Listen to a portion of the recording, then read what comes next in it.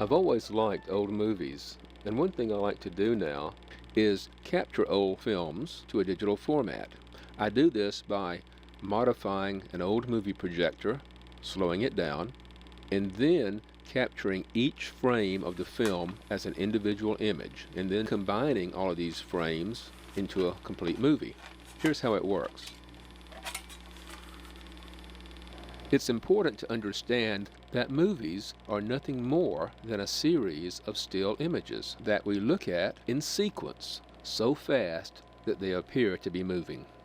In this diagram, you can see the individual frames or images on 16mm film and on 8mm film. 16mm film has 40 frames per foot. 8mm film has 80 frames per foot. This is where I preview the films. This is a 16mm sound projector, a Kodak Pageant. This is a Bolex 18.5 manufactured in Switzerland. It's one of the finest 8mm projectors ever made.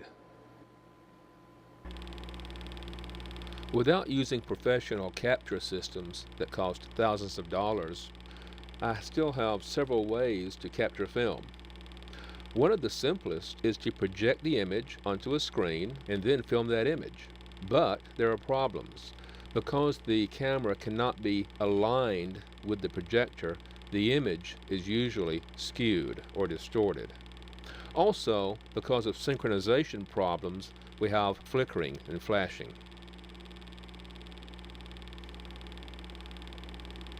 Another capture method is rear screen projection.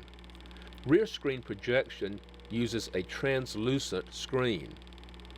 The image is projected onto that screen and can be viewed from the opposite side. The problem with rear screen projection is that it can often make a ghost image because there are two separate surfaces. Also, both of these methods I've just described, projecting onto a screen and rear screen projection, require bright projection bulbs that are very expensive. In fact, some of these bulbs are no longer manufactured. This bulb is for the Bolex 18.5. It costs around $25 and it lasts around 25 hours. Some bulbs cost even more. The bulb for the UMIG 8mm projector is no longer made at all, but you can sometimes find them on the used market. Even so, it may cost $50 or $60 and have only a few hours of useful life. So now what I'm doing is using lower cost bulbs that are widely available. For example, this bulb, or one like it, is bright, has a built-in reflector, and it doesn't cost a lot, and you can buy it almost anywhere. I have to modify the lamp housing in the projector. I remove everything that's there, and then I make a holding device for the new bulb. The bulb has to be aligned from front to back and from left to right and up and down. I can use a clamp to position this bulb, and it works just fine. And I can use it in more than one projector. Movie film moves through a projector very fast. Silent film at 16 or 18 frames per second, and sound film at 24 frames per second. My computer will not process the information that fast, so I have to slow the projectors to a speed of around 5 to 6 frames per second. I do this by modifying the projectors. In this case, I have made a drivetrain using pulleys and belts, and in another case, as you'll see, I used a variable speed electric drill to drive the projector. In a nutshell, there's a projector. That's what you see on the left. In the middle, there's a large condenser lens, and on the right, there's a camera.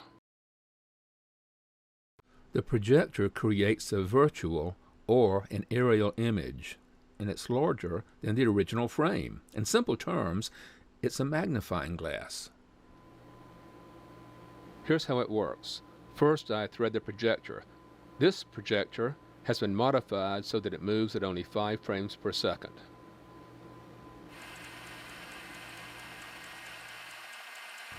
You can see how slowly the film is going through the film transport. In the background, you can see a variable speed electric drill. That's what I use to power this projector. The drill turns a series of pulleys to slow down the mechanism.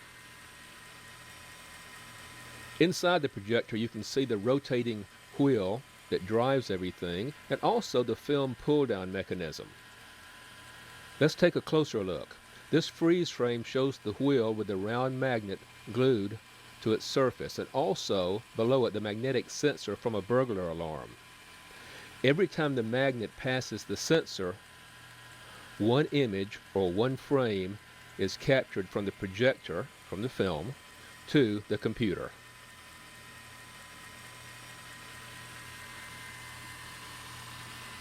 These video monitors near the projection system let me make final adjustments before I start capturing.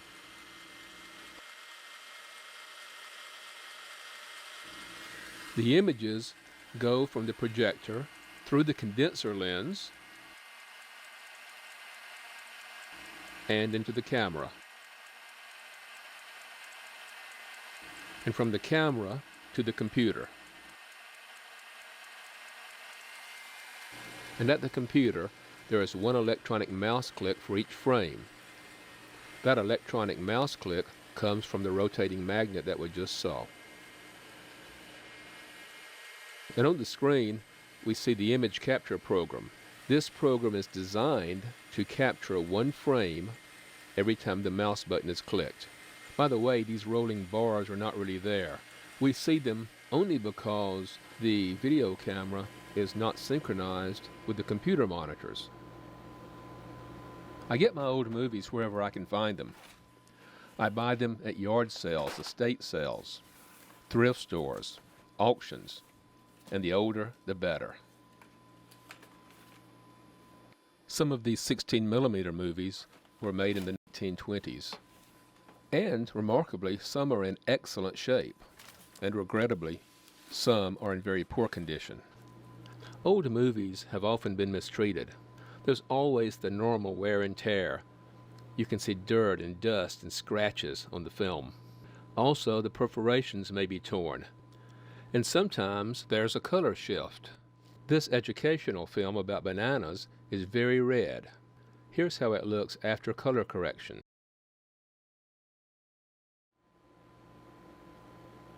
So anyway, I watch hours and hours of old movies made by people I don't even know. Usually, they're not very entertaining. They're typical family movies.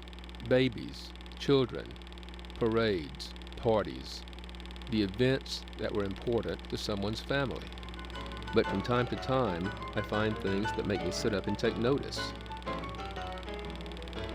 When I look at these old movies, I can't help but think, this really happened. This is part of someone's life. And maybe this is the closest we'll ever come to time travel. And after a while, I feel like I know these people.